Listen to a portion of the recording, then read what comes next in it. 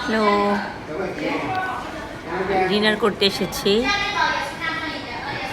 আমি আজকে গোয়ালজু থেকে ওয়েনজু আসছি দুপুরে।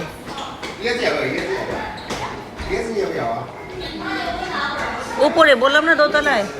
তো আজকে আমি এখন ডিনারে এসেছি। এখানে ডিনার খুব তাড়াতাড়ি স্টার্ট হয়, 6টার সময়।